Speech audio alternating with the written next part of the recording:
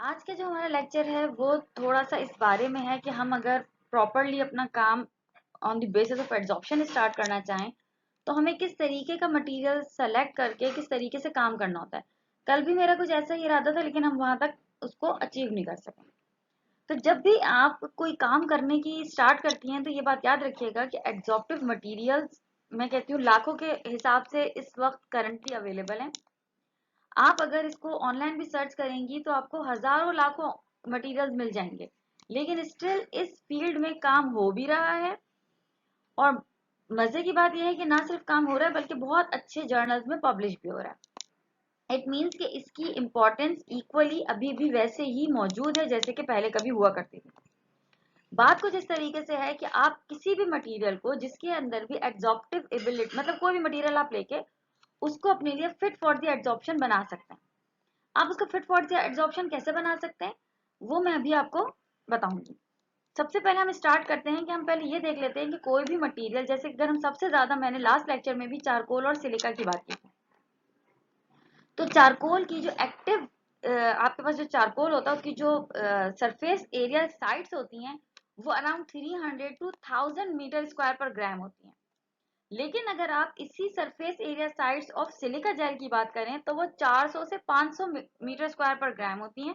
इसका मतलब है कि ये कुछ साइट्स में कंपैरेबल तो है लेकिन वो थाउजेंड तक अचीव कर रहा है और ये 500 तक है। इसका मतलब है कि ये उससे तो कम ही है। यही वजह है कि सिलिक जो आपका कार्बन है वो बेस्ट एड्सॉर्बेट माना जाता है, और अब तक बेस्ट एड्सॉर्बेट जो है वो आपका चारकोल ही है among all other other adsorbate. अच्छा, चारकोल के जो माइक्रोस्कोपिक डायमीटर्स होते हैं वो अराउंड 30 टू 90 90 के रेंज में होते हैं। चारकोल को हम एज एन एड्सॉर्बेट जब इस्तेमाल करते हैं तो हम इसको मास्क के अंदर भी इस्तेमाल कर सकते हैं।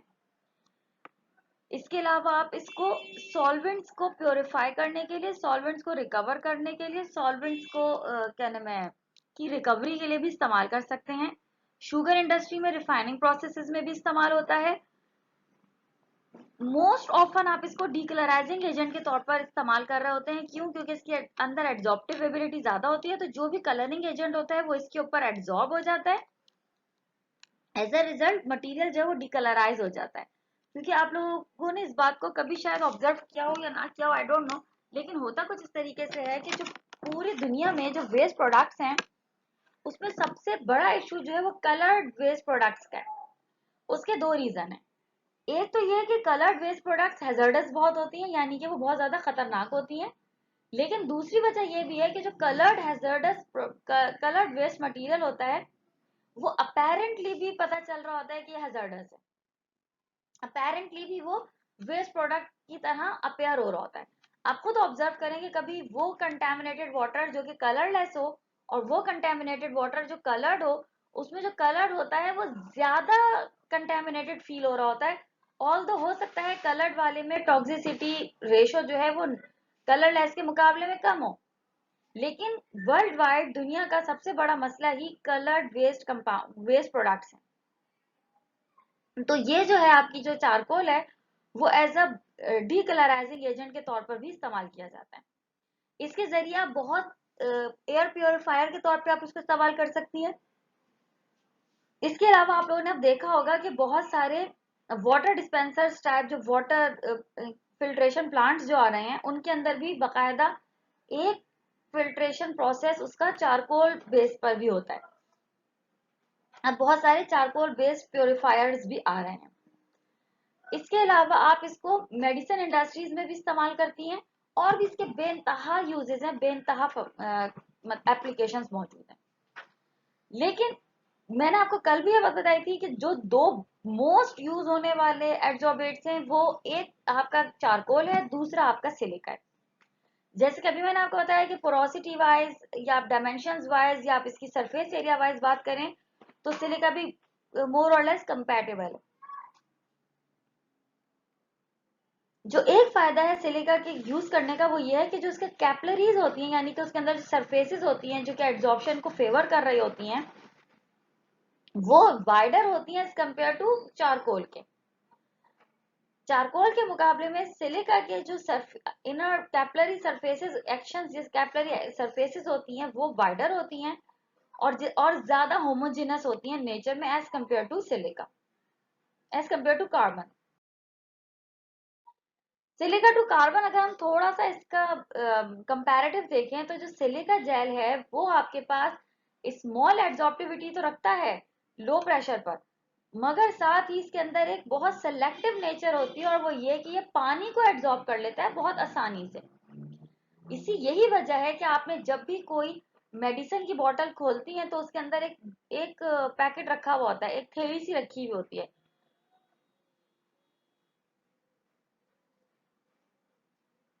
वो थैली एक्चुअली सिलिका की थैली होती है। उसको अगर आप कभी फाड़ के देखें तो आपको उसके अंदर छोटे छोटे ग्रेन्यूल्स नजर आते हैं, वो सिलिका के ग्रेन्यूल्स होते हैं।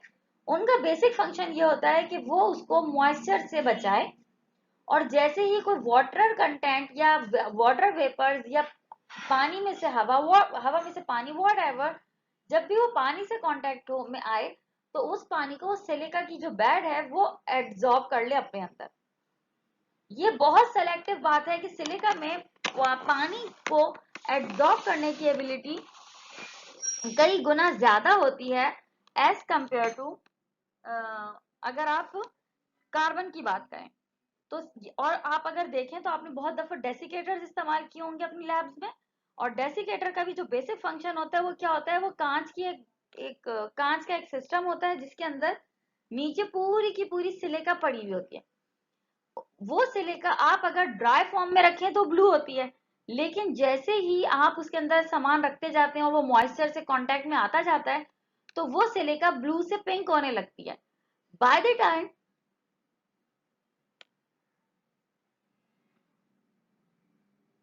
जब आप ये ऑब्जर्व करें कि पिंक रेशो बढ़ गया है ब्लू से, इसका मतलब होता है कि सिलिका को रीएक्टिवेट करने का टाइम आ गया है, सिलिका ने मैक्सिमम मॉइस्चर एब्जॉर्ब कर लिया है। फिर आप दोबारा से उस डेसिकेटर में से सिलिका लेकर उसको अवन ड्राई करते हैं, फिर वो सिलिका जो है ब्लू हो जाता है, फिर आप उसको डेसिकेटर में रख देते हैं और फिर वो again fit to absorb moisture हो जाता है। तो सिलिका के अंदर वाटर एब्जॉर्बिंग एबिलिटी बेइंतहा ज्यादा होती है, इसीलिए हम इसको गैसेस को ड्राई करने के लिए भी इस्तेमाल करते हैं सिलिका को। और अब एड्सॉर्प्शन के लिए मोस्टली मॉलिक्यूलर सीव्स का इस्तेमाल किया जाता है जो कि जियोलाइट से बनी होती हैं। अब ये जियोलाइट्स होते क्या हैं ये अभी हम देख लेते हैं। ओके, तो अभी मैंने आपको बहुत दफा कार्बन की बात की, बहुत दफा कार्बन की बात की। कल हमने बात की कि कोल और चारकोल में क्या फर्क होता है, तो इसका मतलब है कि कोई सिस्टम है जिसके जरिए हम चारकोल फॉर्मेशन कर सकते हैं। अब जब आप चारकोल फॉर्मेशन कर रही हैं तो डेफिनेटली मैंने आपको कल भी बताई थी, मैं आज फिर रिपीट कर रही हूँ कि आप नीड बेस्ड चारकोल फॉर्मेशन करेंगी। आप ये देख लेंगी कि आपको किस तरीके का चारकोल रिक्वायर्ड है। हर तरह का चारकोल हर तरह की एप्लीकेशन के लिए यूज नहीं हो सकता। तो जब आप इसको चारकोल बना रही होती हैं या आप किसी मटेरियल को कार्बन की तरफ अपने स्पेसिफिक कंडीशंस के थ्रू लेकर जा रही होती हैं तो वो कहलाता है एक्टिवेटेड कार्बन। अब आप जो काम करेंगी वो कहलाएगा एक्टिवेटेड कार्बन। एक्टिवेटेड कार्बन का बेसिक सिस्टम मकसद मतलब बात क्या होती है कि आप किसी भी मटेरियल को, लेट सपोज मेरे दिमाग में कहा कि अगर मैं बादाम के छिलकों पे काम करूं तो मैंने क्या किया, बादाम के छिलकों का एक्टिवेटेड कार्बन बना लिया। बहुत से लोगों ने पोटैटो पील के ऊपर काम करने का सोचा तो पोटैटो पील का एक्टिवेटेड कार्बन बना लिया। इस तरह बेनतहा मटेरियल्स हैं, अगर आप इसको नेट पे भी सर्च करें तो आपको बेनतहा मटेरियल्स मिलेंगे जिनके लोगों ने एक्टिवेटेड कार्बन बनाए हुए हैं। और फिर आप खुद इस बात को ऑब्जर्व करेंगी कि जब किसी ने डिफरेंट तरीके से एक्टिवेटेड कार्बन बनाया था तो उसकी एप्लीकेशन फर्क थी, जब किसी ने उसको डिफरेंट तरीके से एक्टिवेट किया तो उसकी एप्लीकेशन फर्क थी। आप इसको एसिड एक्टिवेट भी कर सकती हैं। एसिड एक्टिवेशन का मतलब ये होता है कि जो आप कार्बन बना, लेट सपोज आप किसी सीड का कार्बन बना रही हैं तो आपने उस सीड का पाउडर लिया और आपने जब उसे बर्न किया तो आपने उसे burn in the presence of acid किया, तो वो एसिड एक्टिवेटेड कार्बन हो गया। अगर आप उसी सीड पाउडर को या उसी सीड्स को कार्बन बनाते हुए बेस की प्रेजेंस में करती तो वो बेस एक्टिवेटेड हो जाता। ऐसा भी हो सकता था कि ना आप एसिड डालती ना बेस डालती, आप उसे डायरेक्ट बर्न कर देती। तो इट मीन्स कि जब आप अपनी कंडीशन ऑफ बर्निंग चेंज करेंगी तो बनने वाला जो कार्बन है, जो एक्टिवेटेड कार्बन बन रहा है, वो भी फर्क तरीके से फॉर्म होगा। और ये डिफरेंस इन एक्टिवेशन जो है उसकी एप्लीकेशन के ऊपर डायरेक्टली अफेक्ट डालेगी। ऐसा भी हो सकता है कि आप किसी चीज को एसिड एक्टिवेट करें तो उसकी किसी पर्टिकुलर टॉक्सिसिटी की तरफ एक्टिविटी बहुत ज्यादा हो, और ऐसा भी हो सकता है कि आप उसी मटेरियल को अगर बेस से एक्टिवेट करके कार्बन बनाएं तो बनने वाला मटेरियल जो है वो उस पर्टिकुलर कंपाउंड के लिए अब बिल्कुल भी रिसेप्टिव ना हो। Let's have an example. Let's suppose आपने वाटर प्यूरिफिकेशन पे काम करना चाहा और आपने वाटर में से लेड को रिमूव करना चाहा। लेट सपोज आपने कार्बन को जब ना एसिड एक्टिवेट किया ना बेस एक्टिवेट किया तो वो बहुत ज्यादा लेड की तरफ इजीली लेड रिस्पॉन्सिव था और लेड को रिमूव कर रहा था। लेकिन जैसे ही आपने उससे एसिड एक्टिवेट किया,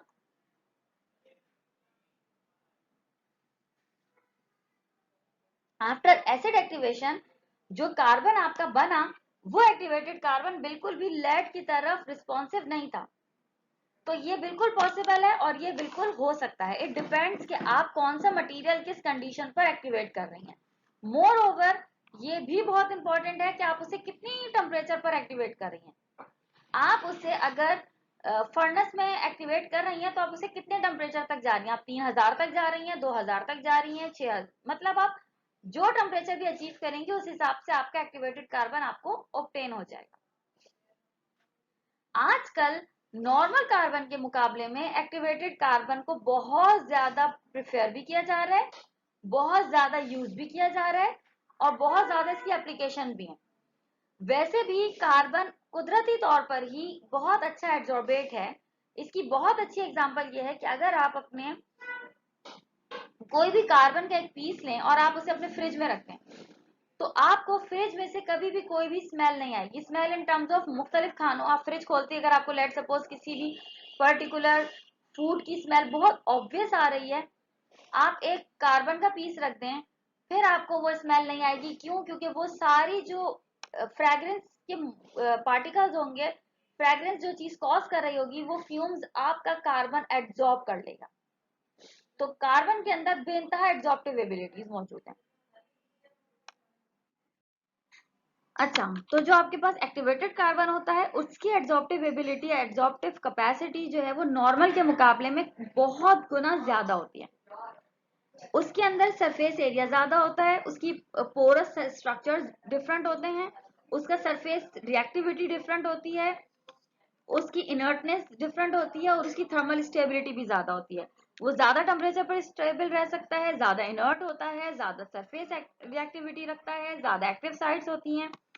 तो एक्टिव कार्बन में ये सब कुछ क्यों होता है? क्योंकि आप उसे स्पेशल कंडीशन पे एक्टिवेट कर रही होती हैं।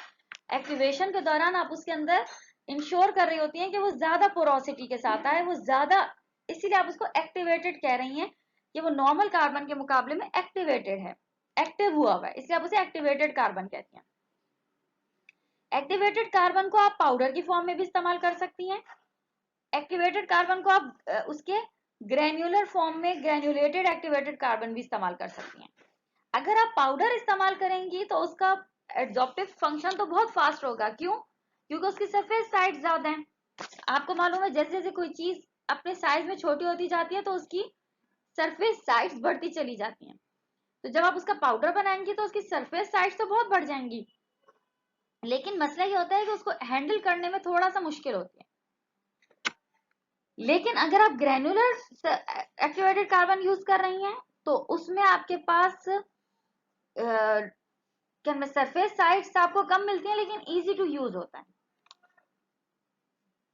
अच्छा, रेजिस्टेंट टू एब्रेशन मतलब ये होता है कि वो रेजिस्टिविटी ज्यादा नहीं दे रहा होता, रगड़ से बचा रहा होता है, इस तरीके से वो ज्यादा बेहतर होता है। एक्टिवेटेड कार्बन की जो टाइप्स हैं, अगर हम ग्रेनुलर की बात करें या पाउडर की बात करें, आप उसको बहुत आसानी से बना सकती हैं। जैसे कि अभी मैंने आपको बताया, आप उसको एसिड एक्टिवेट करके बना सकती हैं, आप उसको बेस एक्टिवेट करके बना सकती हैं, आप उसको किसी पर्टिकुलर कंडीशंस पर ऑप्टिमाइज करके बना सकती हैं। इट ऑल डिपेंड्स कि आप क्या रिजल्ट चाहती हैं। ठीक है, कुछ आप अपने अकल से सोचेंगी कि आप उसे एसिड एक्टिवेट कर रही हैं तो आप उसके अंदर पॉजिटिवली चार्ज इंड्यूस कर रही हैं, तो डेफिनेटली इसको किस तरफ ज्यादा रिस्पॉन्सिव होना चाहिए, अब वो पॉजिटिव की तरफ तो रिस्पॉन्सिव नहीं होगा। लेकिन अगेन ये हार्ड एंड फास्ट रूल नहीं है, हार्ड एंड फास्ट रूल नहीं है। रिसर्च हमेशा ब्लाइंड फोल्डेड होती है, आपको नहीं पता कि आप जो काम कर रही हैं उसका रिजल्ट क्या निकलेगा। बहुत दफा बहुत अनयूजुअल रिजल्ट आ सकते हैं और वो बिल्कुल ऑब्वियस है, आप उसको रिपीट करें, अगर वो रिपीट हो रहा है तो फिर उसको कोई चैलेंज नहीं कर सकता, क्योंकि everything is possible in research. ये बात हमेशा याद रख के ही रिसर्च स्टार्ट की जाती है। सेकेंड इंपॉर्टेंट बात जो याद रखी जाती है वो ये कि रिसर्च के दौरान ऑब्जर्वेशन बहुत स्ट्रांग रखी जाती है। हर होने वाले काम को आपको ऑब्जर्व करना होता है, यही रिसर्च है। जिनकी भी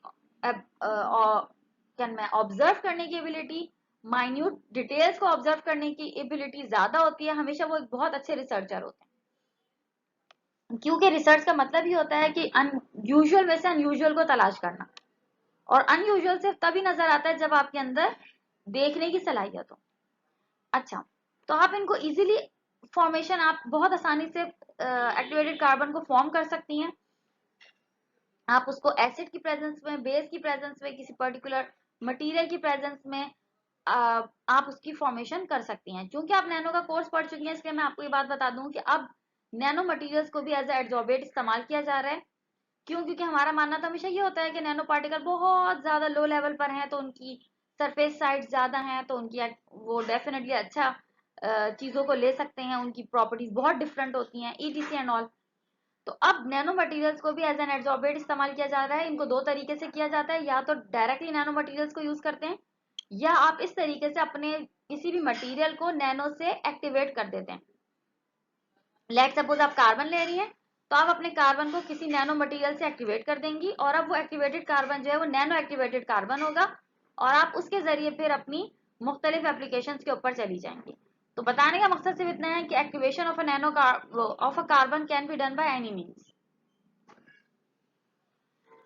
आप इसको इजीली फॉर्मेशन कर सकते हैं, बहुत ज्यादा कोई लीड, हाँ थोड़ा सा हजार्डस मटेरियल, हजार्डस मेथड जरूर है इसके, क्योंकि आप इसको बहुत हाईली कंसंट्रेटेड एसिड्स, बेस और ये सब इस्तेमाल कर रही होती हैं, तो उसके फ्यूम्स बॉडी के लिए, इंसान के लिए अच्छे नहीं होते। जिस टाइम एक्टिवेशन हो रही होती है वो पूरे एरिया बहुत बहुत ज्यादा सफोकेट हुआ हुआ होता है, तो बेहतर ये होता है कि आप उस एरिया से दूर रहें।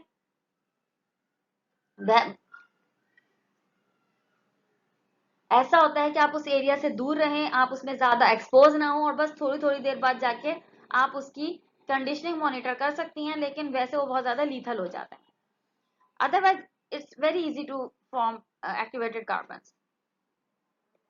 अच्छा, एक्टिवेटेड कार्बन जो है आप उसको मॉडिफाई कर सकते हैं टेट्राब्यूटाइल अमोनियम आयोडाइड से भी, सोडियम डाई इथाइल से भी। इन शॉर्ट आप इसको केमिकल कंपाउंड से भी, इसमें लिखने का मकसद सिर्फ इतना है कि आप इन्हें केमिकल कंपाउंड से भी एक्टिवेट कर सकते हैं, और आप इसे किसी भी दूसरे सब्सटेंस से भी, जो आपको मतलब नैनो पार्टिकल हो गया, एसिड हो गया, बेस हो गया, कोई पर्टिकुलर केमिकल कंपाउंड हो गया, आप इसे किसी भी चीज से एक्टिवेट कर सकते हैं। हर सूरत में इसका रिजल्ट जो है वो डिफर कर जाएगा। अगर आप इसे, अच्छा, तो इसके अंदर जो मैंने एक्टिवेटेड कार्बन की मॉडिफिकेशन का तरीका लिखा है वो टेट्राब्यूटाइल अमोनियम आयोडाइड से या सोडियम डाईइथाइल डाई थायोकार्बोमेट से लिखा है। इस तरीके से हुआ हुआ एक्टिवेटेड कार्बन, ये कोई हार्ड एंड फास्ट तरीका नहीं है, मैंने अभी आपको बताया आप किसी भी तरीके से एक्टिवेट कर सकती हैं, लेकिन अगर आप इस तरीके से एक्टिवेट करेंगी तो वो कॉपर, जिंक और क्रोमियम की रिमूवल के लिए बहुत अच्छा एक्टिवेटेड कार्बन साबित होगा। ये बनने वाला एक्टिवेटेड कार्बन कॉपर को, जिंक को और क्रोमियम को आसानी से रिमूव कर देगा। आप अगर थोड़ी सर्चिंग करें तो आप देखेंगे कि नेट पर बहुत तरीके के मेथड लिखे हुए होंगे, और different methods different toxic compounds के लिए अगेंस्ट अच्छे एक्टिवेटेड कार्बन के तौर पर सर्व कर रहे होंगे। अच्छा, अगर आप सॉडस्ट को एक्टिवेटेड कार्बन के तौर पर को इस्तेमाल कर रही हो तो वो क्रोमियम की रिमूवल के लिए बहुत अच्छा होता है, और ये मैंने इसका रेफरेंस भी दिया हुआ है कि ये कोई साहब 2005 में ये काम कर चुके हैं। लेड को रिमूव करना चाहती हैं तो वो आप एक्टिवेटेड कार्बन से लेड भी रिमूव किया जा सकता है। आप इसके जरिए मुख्तलिफ एक्सपेरिमेंटल मैथ, देखो होता कुछ इस तरीके से, जब आप एक्टिवेटेड कार्बन बनाते हैं ना तो आपको नहीं पता होता कि किसके अगेंस्ट ज्यादा बेहतर एक्टिव होगा। फिर आप क्या करते हैं, बहुत सारों के अगेंस्ट इसको ट्राई करते हैं और फिर आप वो मुख्तलिफ एक्सपेरिमेंट्स लगा लगा के पता करते हैं कि एक्चुअली ये होगा किसकी तरफ, तो जिसकी तरफ भी होता है वो रिपोर्ट हो जाता है। तो बहुत सारे एक्टिवेटेड कार्बन है जो lead, cadmium, nickel, chromium, zinc के अगेंस्ट भी अच्छे यूज होते हैं। तो कटिंग लॉन्ग स्टोरी शॉर्ट, बात सिर्फ इतनी है कि आप किस मटेरियल को यूज कर रहे हैं, किन कंडीशंस पे यूज कर रहे हैं और किस तरीके से एक्टिवेट कर रहे हैं। ये सारा डिफाइनिंग प्रोसेस होता है जो ये बताता है कि बनने वाला एक्टिवेटेड कार्बन किसके अगेंस्ट इस्तेमाल होगा और उसकी एबिलिटी किसकी तरफ है। ऐसा भी हो सकता है कि लेट सपोज, अच्छा मैं आपको बताती हूँ, ऐसा भी हो सकता है कि किसी ने कोई सीड्स इस्तेमाल किए, लेट से एप्रिकॉट सीड्स लिए और उसने उसे नॉर्मल कंडीशंस पर एक्टिवेट किया, तो वो जो एप्रिकॉट सीड्स थे वो कलरिंग पिगमेंट्स के अगेंस्ट बहुत अच्छे एक्टिवेटेड कार्बन के तौर पर इस्तेमाल हुए। दूसरे ने सोचा कि उसने उन्हीं एप्रिकॉट सीड्स को, एप्रिकॉट स्टोन्स को लेकर एसिड एक्टिवेट किया, तो वो कलरिंग पिगमेंट के अगेंस्ट यूज ही नहीं हो सके। तो बताने का मकसद इतना है कि अगर आप इसकी कंडीशन चेंज करेंगी तो आपको रिजल्ट्स भी डिफरेंट ही ऑब्जर्व हो। तो ये वो सारे काम हैं जो मैंने बहुत थोड़े से यहाँ पर डिस्कस किए हैं कि जो जो लोगों ने किए मुख्तलिफ चीजों के रिमूवल के ऊपर। अगर आप सिंपली साइंस डायरेक्ट पर एड्सॉर्प्शन लिखेंगी, adsorption of metal, adsorption of dyes, adsorption of toxic compounds, इस तरीके का कोई भी कीवर्ड लिखेंगी तो आपको बेशुमार बेतहाशा एड्सॉर्प्शन के पेपर्स मिल जाएंगे, पुराने से लेकर नए से नए। ये फील्ड वो फील्ड है जिसके ऊपर बहुत अरसे से काम हो रहा है और अभी तक हो रहा है और इसके ऊपर आपको बहुत लिटरेचर मिलेगा पढ़ने के लिए। इसके अंदर बहुत कुछ है अगर आप पढ़ना चाहें। जो थोड़ी सी लिमिटेशंस हैं वो क्या है कि जो आपका एक्टिवेटेड कार्बन है वो कॉस्ट इनएफिशिएंसी रखता है। डेफिनेटली आप एक्टिवेटेड कार्बन नॉर्मल कार्बन के मुकाबले में आपको महंगा ही पड़ता है। लेबोरेटरी बेसिस पर अगर आप काम कर रहे हो तो ये बात इतनी सिग्निफिकेंट नहीं होती, लेकिन जब आप इसको इंडस्ट्रियल बेसिस के ऊपर लेकर जा रहे हो तो इसकी सिग्निफिकेंस बढ़ जाती है। क्योंकि लेट सपोज मैं कह रही हूँ कि मैं से एसिड एक्टिवेट कर रही हूँ और आप इसमें बहुत एसिड जाया भी होता है, तो वो 35.5 मतलब 17 मोलर एसिड अगर आप, 35% एसिड अगर आप ले रही हैं, वो भी टनों मनों के हिसाब से, आप इसको लीटर्स के लीटर्स ले रही होंगी और वो भी आपको एक्स्ट्रा प्योर लेना होगा क्योंकि अगर वो प्योर होगा तो आपकी एक्टिवेशन में भी मसला करेगा। तो फिर ये कॉस्ट को बहुत इंक्रीज कर देता है इंडस्ट्रियल स्केल पर। अगर हम देखें लेबोरेटरी स्केल्स पर ये इतना आपको फील नहीं करवाता जब आप खुद अपना काम कर रही होती हैं, लेकिन जब आप इंडस्ट्रियल बेसिस पर जाती हैं तो तब ये कॉस्टली लगता है इसका। अच्छा, दूसरा इसका जो रॉ मटेरियल है वो एक्सपेंसिव हो जाता होता है। क्यों? क्योंकि अगर आप एप्रिकॉट सीड्स ले रही हैं तो डेफिनेटली आपको, वैसे तो ये वेस्ट मटेरियल है लेकिन इसको आपको अगर आप बल्क में हासिल करना चाह रही हैं तो फिर आपको उसकी मटेरियल महंगा ही पड़ेगा। डिफिकल्ट होता है इसको पाउडर को सेपरेट करना। इसके अलावा ये जो है ये एक मोस्टली इसके अंदर कॉस्ट के ही ज्यादा मसले होते हैं जब आप इसको इंडस्ट्रियल बेसिस पर एप्लीकेशन वाइज सोच रहे हो। तो इसके अलावा आपको इसके लिए थोड़ी सी वो चाहिए, नॉलेज चाहिए for its preparation, for its functioning, for its uses. तो थोड़ी सी स्किल्ड लेबर होना जरूरी है और इसके रिमूवल वगैरह फिर इनऑर्गेनिक मटेरियल्स ये थोड़ा सा मुश्किल हो जाता है। अदरवाइज वैसे ये सब बातें वो हैं जो इनको निग्लेक्ट कर दिया जाता है क्योंकि इसकी एप्लीकेशन इतनी बेहतरीन और इतनी वाइड और इतनी वास्ट मिल रही होती है कि फिर ये छोटी छोटी बातें इसकी निग्लेक्ट करके इस्तेमाल कर ली जाती हैं। तो मोस्टली यूज एक्टिवेटेड कार्बन ही हो रहे हैं।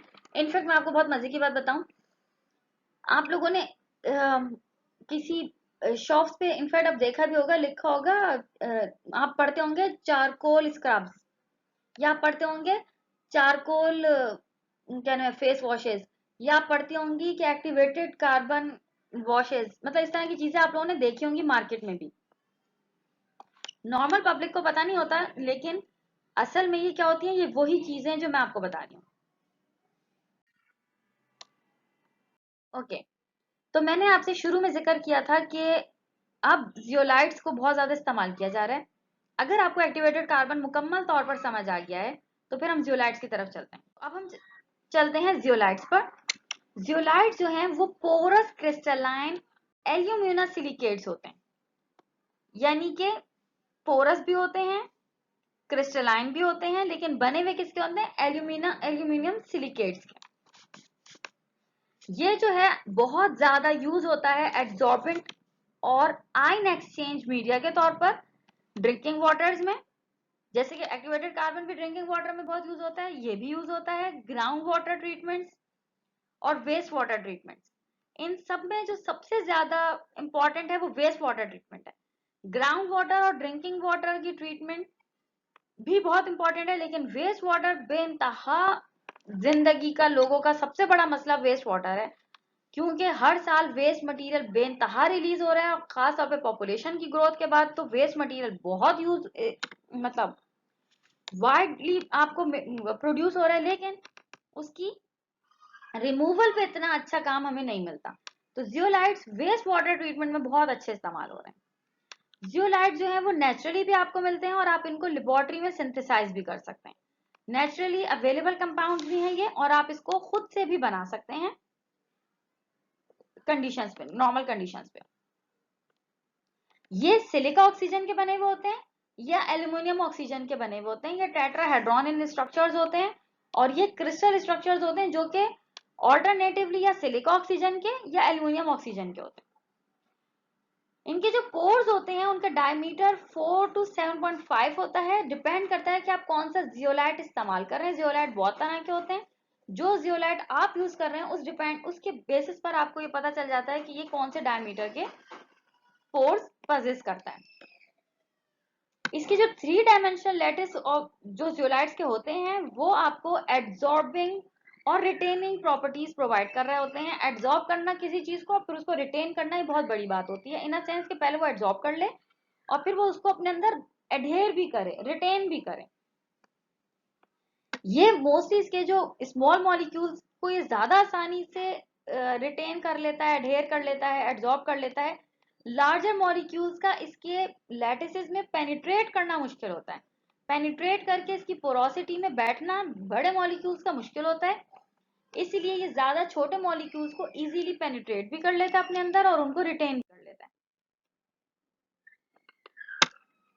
अच्छा, इसका जो यही फंक्शन है कि वो छोटे मॉलिक्यूल को इजीली अपने अंदर रिटेन कर लेता है और उनको एडहेर कर लेता है, ये प्रॉपर्टी इसको ड्राइंग की तरफ ज्यादा लेकर जाती है। इसी वजह से हम इसको एज अ ड्राइंग एजेंट ज्यादा आसानी से यूज कर सकते हैं। ये वेपर्स को सेपरेट कर सकता है मिक्सचर्स में से। बहुत दफा ऐसा होता है कि आपके पास 2-3 तरह के सॉल्वेंट्स के मिक्सचर हैं, तो आप उनको सेलेक्टिवली सेपरेट आउट भी कर सकते हैं। आप इसके जरिए ऑर्गेनिक सॉल्वेंट्स की ड्राइंग का काम बहुत आसानी से कर सकते हैं। ऑर्गेनिक सॉल्वेंट्स को अगर आप ड्राई करवाना चाहते हैं, मतलब आप उसको उसके अंदर से उसको एज अ, ये बात याद रखिएगा, अच्छी बात याद आई कि जब आप HPLC या किसी और उसमें हाई परफॉर्मेंस सिस्टम्स में ऑर्गेनिक सॉल्वेंट्स यूज कर रहे होते हैं ना, तो उनका बेनतहा प्योर होना बहुत जरूरी है, और साथ ही उनका ड्राई होना बहुत जरूरी है। ड्राई होने का मतलब है उसके अंदर कोई मॉइस्चर कंटेंट, कोई वाटर वेपर्स वगैरह ना हो, अदरवाइज वो बहुत बड़ा मसला बन सकते हैं। तो इसलिए उनकी ड्राइंग बहुत इंपॉर्टेंट प्रोसेस होता है, और जियोलाइट्स के जरिए आप उनकी ड्राइंग का प्रोसेस परफॉर्म कर सकते हैं।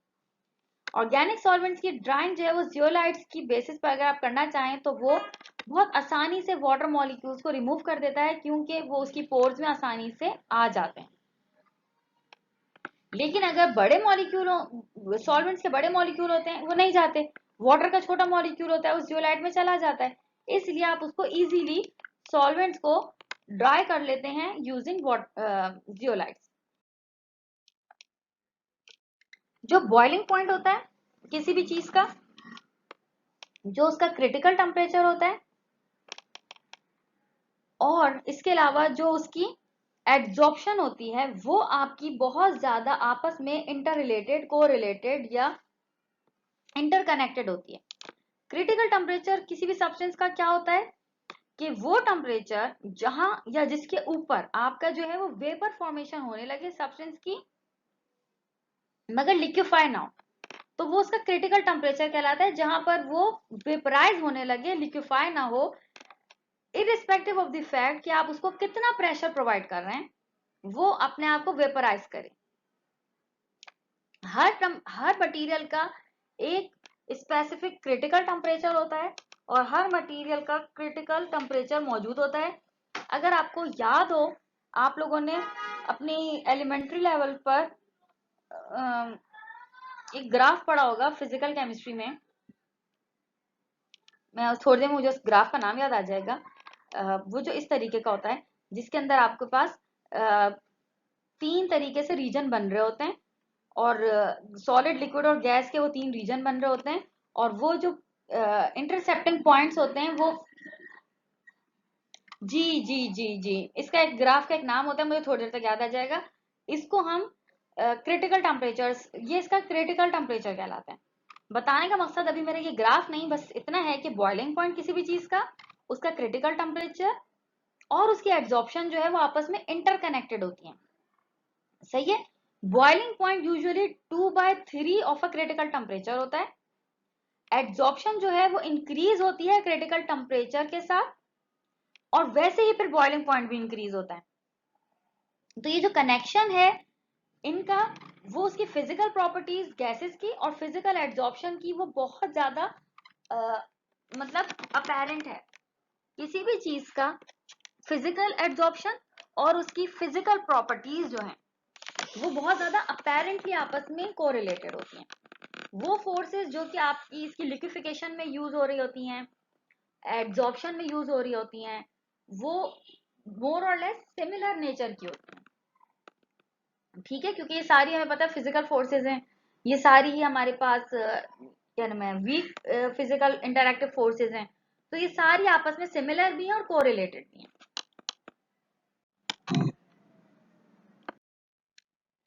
अच्छा, अगर आपके पास मिक्सचर ऑफ गैसेस हैं और आप उनको एब्जॉर्प्शन करवाना चाह रहे हैं किसी पर्टिकुलर गैस की from mixture of a gases, तो ये सब भी आप इन्हीं मटेरियल्स, इन्हीं सिस्टम्स के थ्रू अचीव कर सकते हैं, ऑब्जर्व कर सकते हैं, हासिल कर सकते हैं। गैसेस की एब्जॉर्प्शन उसके मिक्सचर से, वो आपके पास एक बहुत ज्यादा प्रैक्टिकल इंपॉर्टेंस रखती है। इसकी प्रैक्टिकल एप्लीकेशंस, इम्प्लीकेशंस और इंपॉर्टेंस बहुत ज्यादा है। ये वो कंडीशन हैं जिसके ऊपर आपको एब्जॉर्प्शन, जो आपके एब्जॉर्बेंट्स हैं, ये आपके जो एब्जॉर्बेंट्स होते हैं वो मोस्टली एटमॉस्फेरिक सराउंडेड होते हैं ना, किसी भी पर्टिकुलर गैस से वो सराउंड कर सकते हैं। और ये आपको, तो फिर आप क्या करते हैं कि आपके, अगर लेट सपोज आपके पास एक वक्त में मल्टीपल गैसेस मौजूद हैं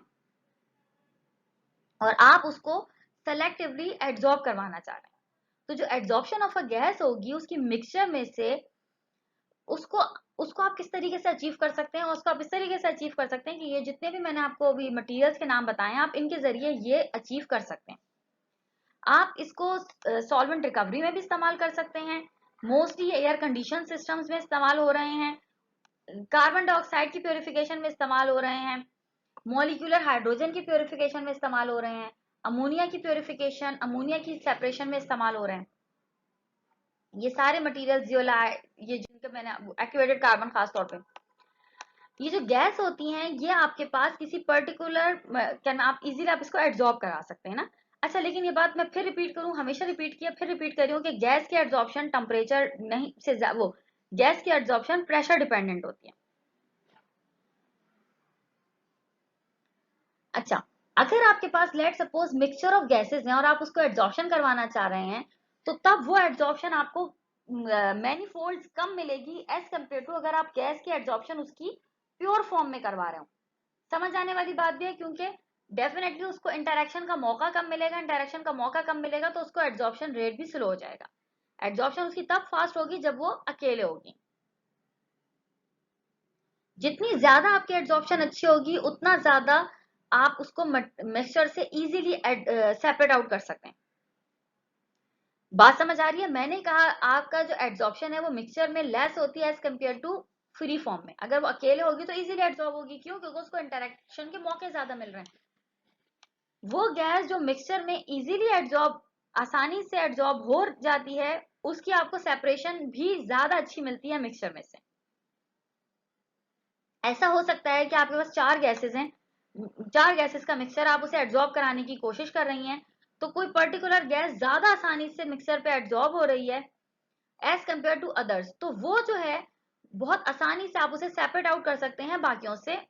इजीली आप उसको पर्टिकुलरली आसानी से सेपरेट कर सकते हैं बाकी गैसेस के मुकाबले में। अगर आपके पास ऑर्गेनिक सॉल्वेंट्स वेपर्स में मौजूद हैं और आप उनको एब्जॉर्ब करा रहे हैं एक्टिवेटेड चारकोल के ऊपर,